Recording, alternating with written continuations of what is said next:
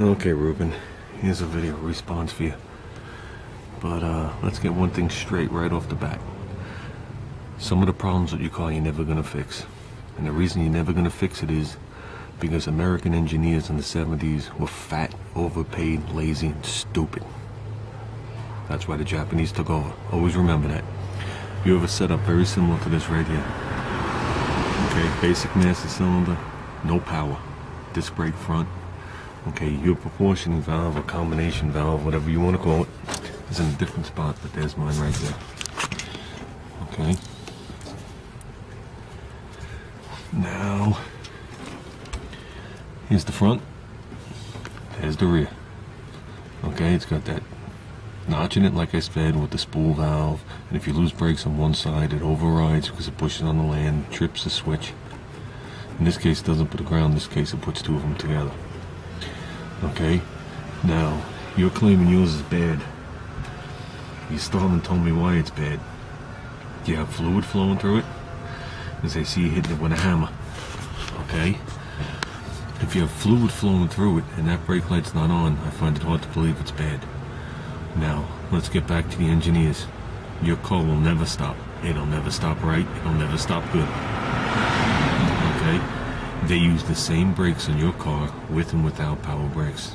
The only difference is they took the booster out and they changed where the actual rod went onto the brake arm, the pedal, to give you a little more mechanical advantage. That's why a manual brake setup, the pedal sits higher, because there's going to be more travel.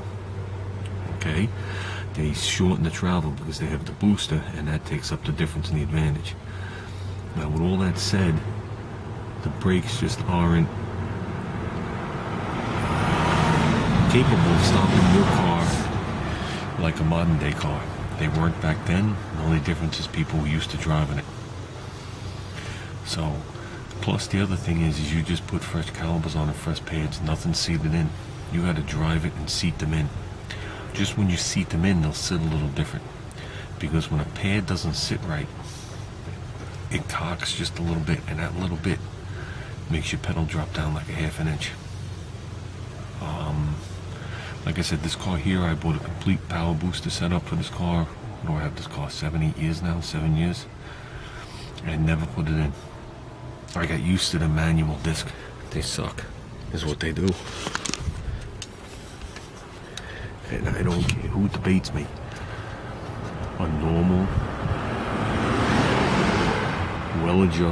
adjusted correctly drum brake setup will outstop a disc brake setup any day of the week. The only problem is they fade. But under normal driving, they'll put you through the windshield every time in manual because they're self-energizing. Problem is when they went to the disc here, just like this setup right here, you need the additional booster to make up for the difference of them not being self-energizing. So I played around a lot with the brakes on that wagon, and I got them stopping almost like power, 1,000 times better than this car. So you're getting in that car, not an old car person, and you're going to keep saying the brakes don't feel right. You're going to say it forever. You need somebody that's familiar with it to tell you if they're stopping right. That's why I would never, ever, in a million years, put a factory style power disc brake setup in a car. Never. If you don't put the booster in because you have you don't have enough engine vacuum, get a pump. You're never going to stop the car. It just doesn't stop. So that's just my opinion, Ruben. Take it for what it's worth. And I would check the timing on that car. Well, when you did that, it sounded like it ran out of fuel instantly. If you remember, we had that conversation of you flipping that carburetor upside down 24 times. So, but confirm the timing. It just seems like as soon as you hit the gas, it had a massive, wide open vacuum leak instantly. So, well, that's it for now, Ruben. I'm going to see you in a couple hours. I guess we'll be talking shop then.